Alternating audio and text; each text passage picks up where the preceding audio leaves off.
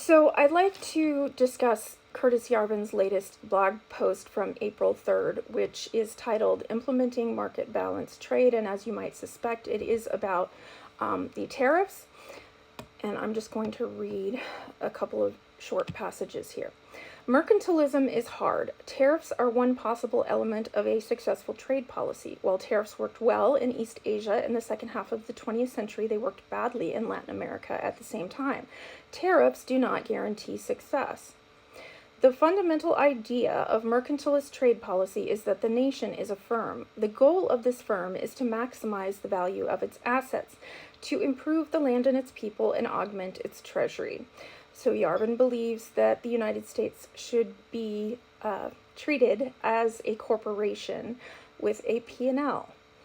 These are very different economic metrics than we use in these rotting United States. The statistics we use, growth, inflation, unemployment, etc., are artifacts of the axial age of 20th century economics, the 1930s to the 1950s. Like many elements of our political language, these concepts did not exist before the New Deal. Yet our ancestors had trade, finance, and political economy and seem to have done well at them, at least judging by the buildings they left us. Once we start treating nations as firms, we have a huge variety of tools from the world of capitalism to diagnose and improve their ills. Corporate assets can be hard to value. Cash flow, however, is impossible to fake. If we equate the value of the land and its people with the common good, and I would argue with that, we see quickly that a trade policy which turns a profit, like China's, is probably going to correlate better with the common good than a trade policy which makes a loss. There's a reason we associate trade deficits with decaying countries, the same reason why we associate chronic losses with decaying companies. And here's where I fundamentally have a problem, because I think it is incredibly difficult for a country as large and as wealthy as the United States to maintain a trade surplus with every single one of its trading partners. Because number one, we have a much larger population than most nations across the globe. Number two, the income level per person in the United States is much higher than in other nations. So it would be impossible, quite honestly, for us to have a trading relationship with every nation where we have a trade surplus.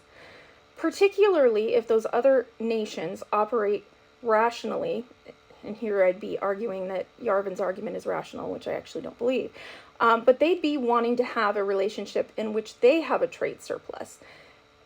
If we follow this through, then ultimately no nation would trade with any other nation. It just wouldn't be to anyone's benefit, not to mention the fact that we cannot produce everything that we need within the United States because we do not have the resources that we require. Just as an example, coffee, we can't grow it everywhere in the United States. I think the only state we can grow it in is Hawaii.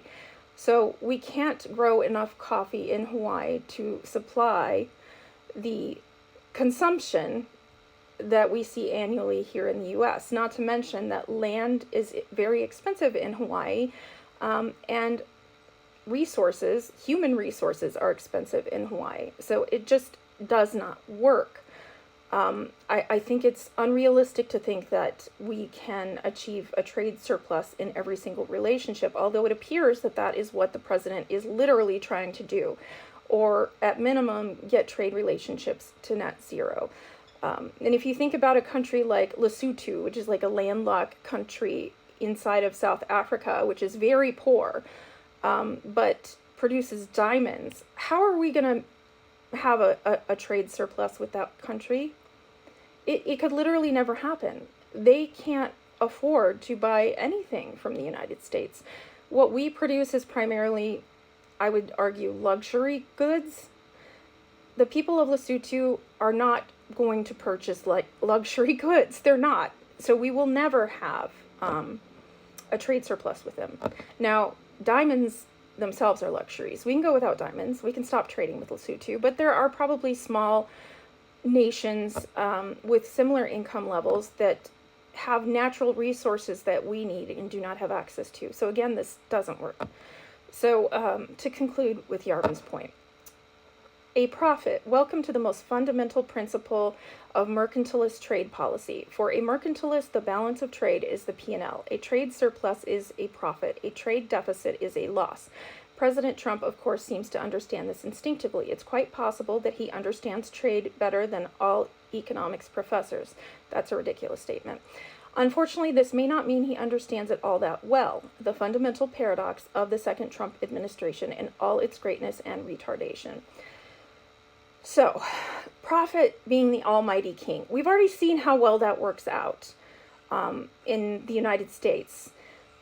Our corporations are valued more than people, to be quite honest. And what corporations value is profit. Profit comes at the expense of the people. If you think about recent price increases post-COVID, that these companies claimed were due to supply chain issues or inflation, these prices never came back down. And these price increases never flowed through to the employees. Most people I know, if they got pay raises at all in the last 5 years, they got raises of 1 or 2% if they were lucky. Those raises did not keep pace with inflation. Yet, corporations continue to increase prices because ultimately, what they care about is profit, and there is never enough profit.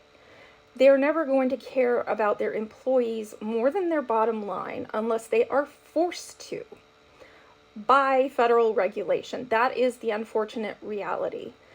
And to think that the country can be run as a corporation is absurd, because honestly, I think what it would look like is no one has any health care.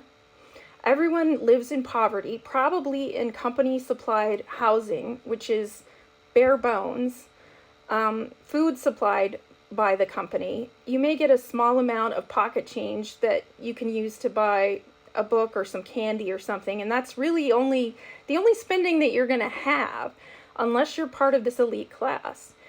The Republicans appear to want most of us to work in a factory, which is why they don't want us to be educated. They don't want us to have aspirations or employment that we can derive any kind of satisfaction from. We don't need any leisure time. That doesn't generate profit. So spending time with your family is not something that would be valued in a country in which profit is the only thing that matters. Again, health wouldn't matter. To some small extent it might. If you had a minor health issue, I'm sure there would be benefit to the company in taking care of that. But let's take some examples. What if you are disabled? What if you have an aggressive form of cancer? Is the country, which is a company, really going to want to spend money on you to make sure that you are well? They're not, because it's not going to be profitable for them. We are already treated by corporations as means to profit. We don't need our country to treat us as means to profit as well. We're human beings, not assets.